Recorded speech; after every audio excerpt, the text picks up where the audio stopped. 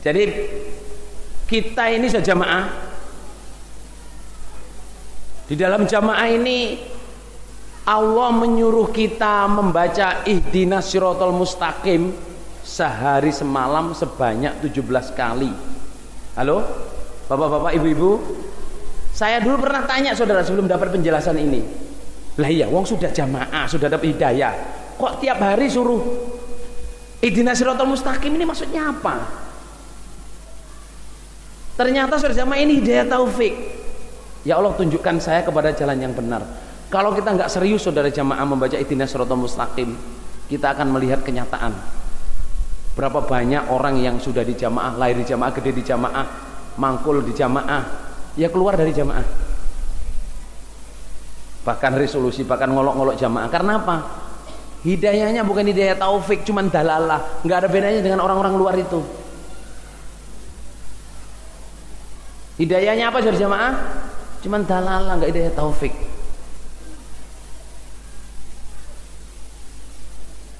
Berapa banyak saudara jamaah saya ya, waktu saya ini ngalamin gegeran tahun 79, saya sudah jadi mubalek saudara jamaah. Kalau tahun 69, 70 itu saya ikut bapak saya tugas kafaroh resolusi namanya. Bapak saya diajak resolusi tidak mau, diajak musyawarah tidak mau, tidak nasihat tapi dan tidak lapor. Itu termasuk resolusi. Tugasnya itu harus ke Pekalongan sak keluarganya. Tahun 79 saudara jamaah geger jamaah. Yang keluar waktu itu ya 9 itu banyak jamaah-jamaah yang keluar itu sampai sak kelompok keluar, imam sak jamaah-jamaahnya sak mubaliknya keluar semua. Tahun 79. Tahun 88 saya sudah kuliah saudara.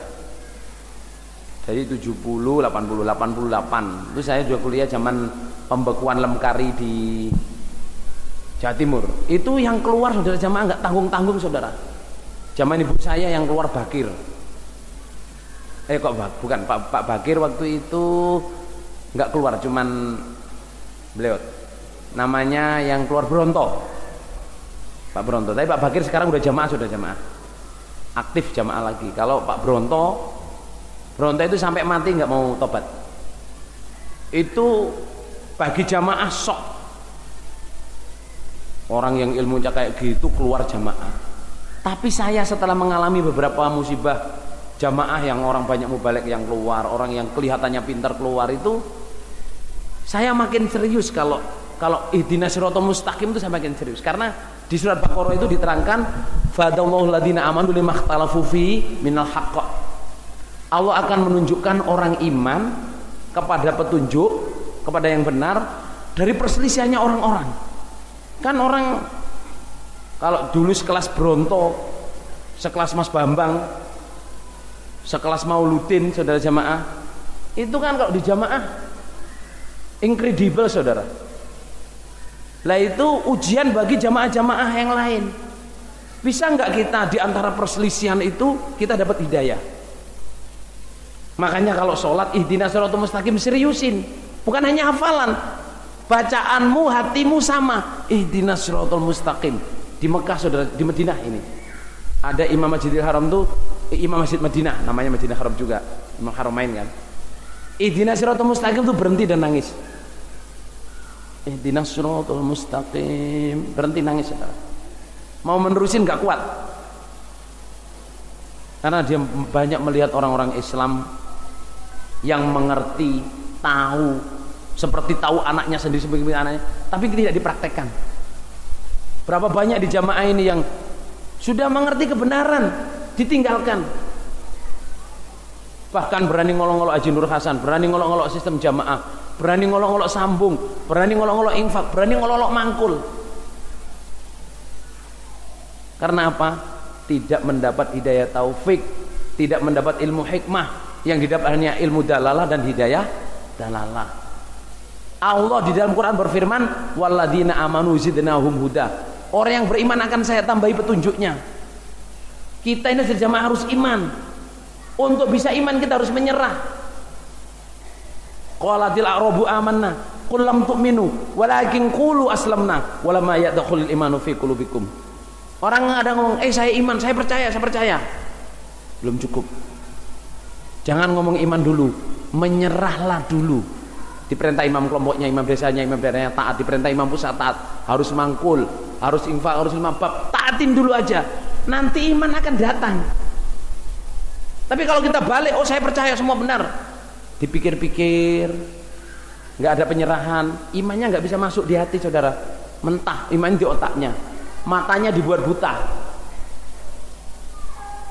Jamaah baiknya kayak gini loh, kok sesat itu bagaimana? Jamaah baiknya kayak gini tuh katanya ini cuman grup kecil. Dan jamaah grup kecil para sedulur sing gede sak piro? Ngerti maksud saya jamaah?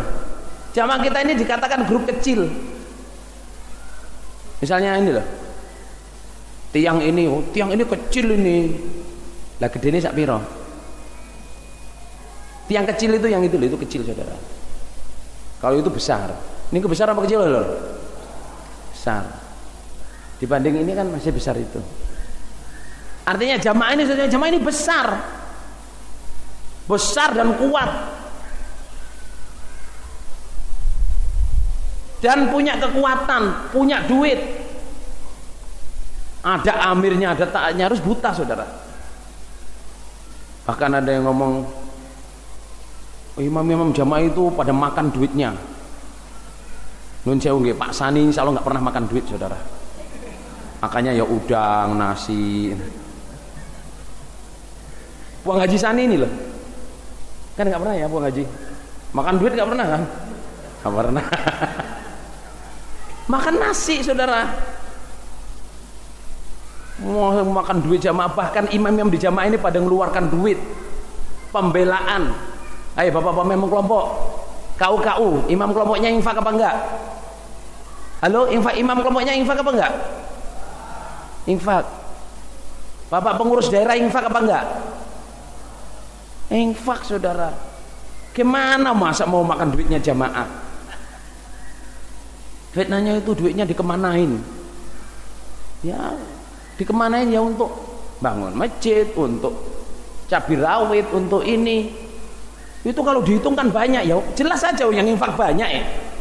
Kalau infak cuma satu kamu, nah sedikit. Ini yang infak orang banyak. Lah ya kalau dihitung tuh banyak, dikemanain duitnya? Lah ya, kok iso ngurus duit dikemanain itu saudara? Jamaah, kita syukur pol saudara jamaah di dalam jamaah ini. Kita diberi hidayah taufik oleh Allah. Di antara persilihan kita masih tetap di jamaah. Kaget memang saudara kalau zaman Bronto murtad itu, masya Allah banyak yang nangis saudara. Kok orang sepandai Bronto kok ya keluar. Zaman Mas Bambang keluar saudara jamaah. Pak siapa itu jenenge? Pak Edi atau sing bagian masak mang siapa sih mau balik? Oh Pak D. Pak D itu saja jamaah. Aku ngono sing ditugasno karo Bambang Irawan iku. Bambang Irawan itu jamaah incredible. Apa incredible itu? Di jamaah itu sesuatu yang menakjubkan. Bambang Irawan itu menikah dengan kakak sepupu saya. Kalau saya manggil dia itu Mas. Zaman mudanya sudah maaf, Bambang Irawan itu ganteng, tinggi, besar, sopan.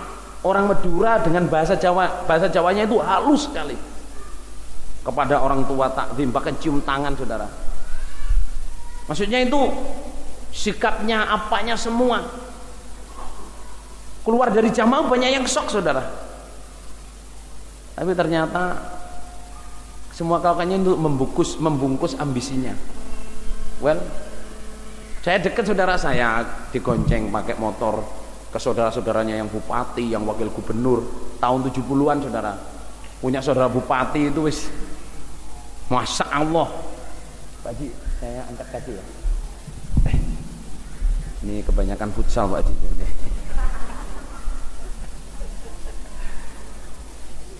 Jadi Bambang Irawan itu jamaah sebegitunya ngaji dijak Bapak Imam ke Mekah, keluarganya orang pangkat-pangkat, keluar itu shock. Tapi ya itu keadilan Allah saudara jamaah. Keadilan Allah, kita nggak bisa melihat di belakang tembok